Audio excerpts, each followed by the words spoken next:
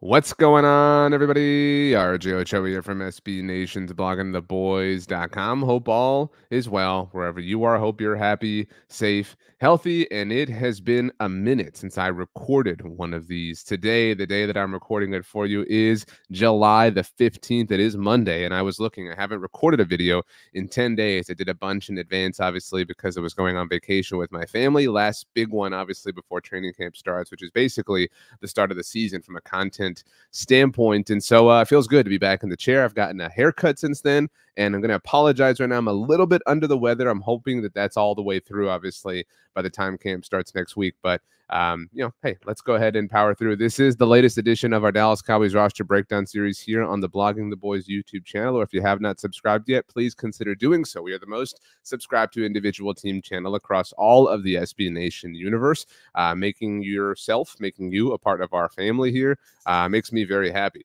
So, it'd be cool if you subscribed, like the video, turn on alerts, whatever the case may be. If you want to follow me, I'm RJ on Twitter, Instagram, or Threads. You can do so at RJ Ochoa or on TikTok at RJ.Ochoa. By the way, I post miniature versions of these and every video that I do on Instagram, TikTok, and Threads as well. So just heads up how you can kind of access all the content that I create. I told you what day it is. We are here, in fact, to continue our Dallas Cowboys roster breakdown series. Bear and Honey are asleep, or making themselves comfortable, I should say, on the couch here in my office.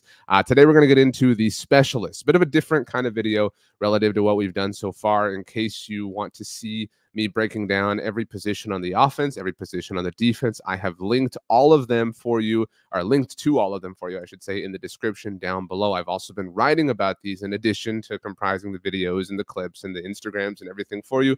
I write about them in depth at bloggingtheboys.com, so you can read this article as well. I've also linked to those down in the description below. So let's go ahead and get to it. The Dallas Cowboys specialists. We're getting into three names here. Like I said, a little bit of a different discussion. Don't need the kind of overall names list, whatever.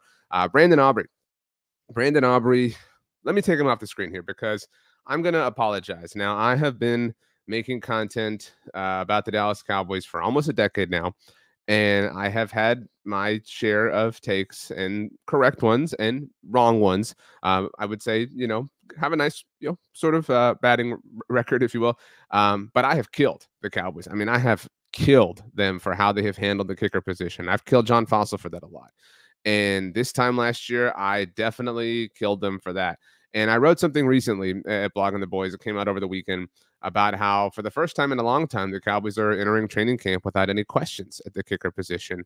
And if you recall, it was now 6 years ago, which is crazy to say, that the Cowboys cut Dan Bailey. And I think entering that 2018 camp, none of us thought that that was possible, obviously. So that was a big surprise. And then, we all kind of rioted, and Brett Maher was awesome. And he was especially awesome from downtown, as we well know. And Brett Maher kind of fell apart in 2019, and the Jason Garrett administration moved on, and in came Mike McCarthy with John Fossil, and Greg Zuerlein showed up. And we all kind of thought that was going to be all right, but it wasn't. It was really rocky. And then after the 21 season, the Cowboys brought back Brett Maher, and that's when I really, grabbed my pitchforks, and I thought it was stupid. I thought it was crazy, and he was awesome in 2022. And I maintain that he was not given a proper shake with the way things happened in the playoff win against Tampa. I understand why the Cowboys moved on, but man, I just felt so bad for him. I think we all agree there. And so because of all that, when we were kind of having these discussions last year, and the name Brandon Aubrey was kind of the only serious one, I thought, this is ridiculous. And now we've heard the story a million times about Brandon Aubrey, how he was a former MLS draft pick, how he played soccer at Notre Dame, and all these different things. He is one of the best kickers in the NFL, and the Cowboys and John Fossil and obviously Brandon Aubrey deserve a lot of credit for that. And I don't think that we are properly thankful for this. All right. What is happening here? This is Dan Bailey was an undrafted free agent who the Cowboys found out of Oklahoma State in 2011. This is 2024. So now for 14 years running, we have mostly not had to worry about this position relative to the Cowboys. I know there was that small little kind of 3-4 year run where there were some questions and I was rioting, but Brandon Aubrey is amazing. A first-team All-Pro, a Pro Bowler, duh. I mean, smashed the record for most consecutive field goals made to start an NFL career, despite the fact that he missed his first ever kick in terms of professional record.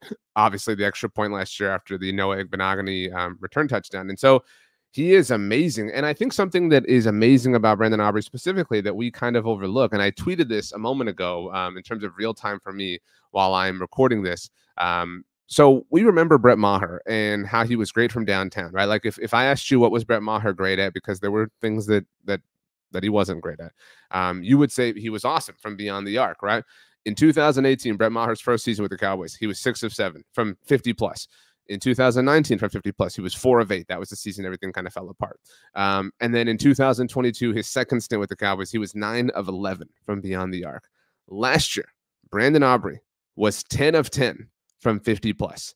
Perfection. I mean, like, he was perfect from beyond the arc. Now, 50 plus means 50 plus. It doesn't mean the 60-yard field goals and things like that Brett Maher obviously attempted during his time with the Cowboys. But again, I maintain that we kind of, even though we've made a big deal about it, I know everybody talks about Butter and the nickname and stuff like that, I still don't think that we are properly contextualizing what this means and who he is and how grateful we should be for this. I mean, we have stumbled into something beautiful here. And I have made this point. I have written many different articles. I've talked about this in many different respects. How kickers should be more prioritized or more guarded. If you recall, Dane Bailey, kind of near the end, suffered back injuries or back issues with the Cowboys. And I wrote at the time, I wrote a lot about how it was stupid to use him on kickoffs because that was energy that he was having to spend when he was one of the more accurate kickers, obviously at the time, in the NFL. And if you're somebody who can score points for my team, then you are valuable. That makes Brandon Aubrey exceptionally valuable. He is one of the most valuable players for the Cowboys, and that he directly scores points and that he is so good at that job is really quite amazing. So kudos to Brandon Aubrey, kudos to John Fossil, kudos to the Cowboys, kudos to everybody involved for believing I was wrong, you were right, I'm stupid, you're smart, I'm ugly, you're handsome and beautiful, I'm awkward and you're charming. So congratulations. Let's move on past Brandon Aubrey to Bryan Anger. One of my favorite facts about Bryan Anger, if you don't know, I'm a big Rich Eisen fan, and it was now 12 years ago during the 2012 NFL draft. The Jacksonville Jaguars selected Bryan Anger with the 70th overall pick. That's in the 3rd round. And the NFL Network desk, obviously, the way the draft works, kind of freaked out. And Rich just kind of in a fun way defended it. And he went on this kind of rant. And he had this line. He said, "Punters are people too." And that became kind of a fun little hallmark of a line. Rich had some T-shirts made. I won one at the time from his newly launched at the time, Rich Eisen show. And so I've always associated Bryan Anger with that moment. And so it's been very cool that he's been a Cowboy now. This is his 4th season with Dallas. And Bryan Anger, look, he's awesome at his job. But let me be very clear. It must be nice to be the punter for a team that doesn't punt all too often, right? I mean, if you're Patrick Mahomes' punter, something like that, your life isn't too difficult. Now, Dak Prescott's not Patrick Mahomes, but last year, Bryan Anger's been in the NFL for a very long time, right? I told you he was drafted in 2012. Last year was the fewest amount of punts that Bryan Anger has ever had in his career. He only punted the ball 44 times. He had a 51.4 yards per punt average. And obviously, the fewer amount of times you punt, it's going to kind of help that average out. But beyond that, he had his 4th best career down inside the 20 percentage. The percentage of punts, obviously, he had that were down inside the 20. That was 4th best last year for him throughout his career. The 2022 season he had with Dallas was 3rd best. The 1st and 2nd were years he had with the Texans and Buccaneers. But that being said, he is kind of ageless. He is awesome. He is perfect. And I know that maybe you do remember that Brandon Aubrey was a first-team All-Pro last year. Bryan Anger was an All-Pro himself. Now, he was, only a second-team All-Pro, but he was incredible. He was a Pro Bowler as well. And I'm just going to go ahead and say it. The Dallas Cowboys have one of the best specialist groups in the entire NFL. They have an All-Pro at kicker, have an All-Pro at punter, and their offense is so successful and so efficient that they don't necessarily need to rely on them all too often. So it's not like they get a lot of opportunities, but when they do, they are pretty and fairly clutch. So I maintain that we should be quite thankful for Brandon Aubrey and Bryan Anger because they are very, very, very good at their jobs. So shout out to them. This takes us to the 3rd leg of the tripod that is the Dallas Cowboys specialist. And it is somebody who, if you follow him on social media, is quite humorous. Long snapper Trent Sieg. This is Trent's 2nd year with the Cowboys and signed a contract, obviously, to return to the team this offseason. And I kind of joked about it, but he is really funny and really clever. If you follow him on Twitter, you absolutely should. I think that largely and mostly the job of a Dallas Cowboys long snapper or a long snapper in general is to remain invisible when you are on the field. In fact, the greatest long snapper in team history is obviously LP Ladouceur. And the only time I can think of a play that he was involved in was the snap infraction crap thing that happened on the road in Washington in 2018, the last game that Dallas played before they traded for Amari Cooper. And so, you know, you don't necessarily remember long snappers and their great moments on the field. You just kind of hope they happen naturally and organically and under the radar. And so Trent, I think, definitely achieved that last year with the Cowboys. And hopefully builds upon that in the future, obviously with the team in 2024 and hopefully beyond. He's fantastic. It's hard to, you know, kind of outshine Brandon Aubrey and Bryan Anger. But like I said, if you follow Trent on social media, he definitely does his best to do so. Those are the three players that we had to get into. It's not a, you know, we're talking specialists here. And you could talk about KaVontae Turpin. You could talk about Deuce Vaughn. I've already discussed them in their respective positional videos and articles. Talked about KaVontae, obviously, with the wide receivers and talked about Deuce Vaughn with the running backs. I do want to say this, though, that it's what the text says down beneath me. It remains to be seen who or what will be valuable as far as the new kickoff rules and how they will change things. Now, I say that because this has never happened in our lifetimes, all right, as NFL fans, right? There have been rule changes, you know, and massive changes at that, right? Things like I think the most significant one I always think of is the changes to overtime. When it first went away from being true sudden death to both teams get possessions, if not for a touchdown on the first one, blah, blah, blah. You know what I'm talking about. And then we've obviously evolved to now both teams get possessions, blah, blah, blah. Everybody but Kyle Shanahan knows this.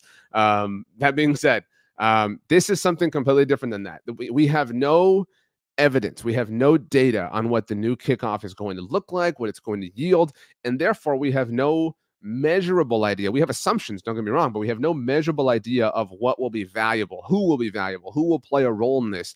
Will specialists like CJ Goodwin, special team specialists, be even more valuable? Will the value that they previously had may, you know, not hold as much water? Will somebody like KaVontae Turpin really be valuable? Or again, kind of, you know, the other side of that coin, will he all of a sudden not be as valuable? Will somebody like Deuce Vaughn be a more valuable returner? Whatever the case may be, we simply do not know. Now, I trust the mad scientist that is John Fossil to figure that out and to, you know, look under every rock and inside every nook and cranny to ultimately obtain the highest level of advantage that he can for the Cowboys, because we've seen that during his 4 seasons so far as the team special teams coordinator. But at this moment in time, we don't have the answer to this, and I'm very excited to learn about it. Obviously, it's a new frontier that the whole, you know, NFL world is going to uncover at the same time. And you know, different people at different outlets have said and discussed and noted and written that whoever figures this out first is going to have an insane advantage, because like we talked about with Brandon Aubrey, you can score points now. You can score points more effectively, more efficiently, and whoever can, you know, get the inside track on that is playing from ahead, which is definitely what you want to see throughout any particular situation, obviously in the NFL. But that being said, this was the penultimate video of our Dallas Cowboys roster breakdown series. It was the specialists. Up next, it will drop on Thursday this week. Thursday is what, the 18th? The coaching staff. That's the final one, the cherry on top. We'll get into John Fossil, obviously, as well as, you know, Brian Schottenheimer, as well as newbie Mike Zimmer. Newbie, not really newbie, but you know what I'm saying. And of course, the head coach in Mike McCarthy. But if you haven't yet, please consider subscribing right here to the Blog on the Boys YouTube channel. Once again, the most subscribed to individual team channel across all of the SB Nation universe. Training camp is just around the corner, which means lots of videos from me talking to you about what you need to know about our favorite team, the Dallas Cowboys. Who am I? Who is me? Well, I'll tell you right now. My name is RJ Ochoa. You can follow me on Twitter, Instagram, or Threads at RJ Ochoa, or on TikTok at rj.ochoa. If you would like to send me an email, if that's more your speed, you can do so, rj.ochoa@sbnation.com, or you can leave a comment down below, and I will do my very best to get to those as well. For now, I'm going to bid you adieu. I'm going to thank my dogs, Bear and Honey, for being a good boy and girl and not barking throughout the duration of this recording. And I'm going to hope that you have something delicious to eat for your next meal, whether it's breakfast, lunch, or dinner, or a snack. I hope it tastes amazing, and I hope it provides you the exact nutritional value that you're seeking. Thanks so much for hanging out, everybody. We'll see you next time.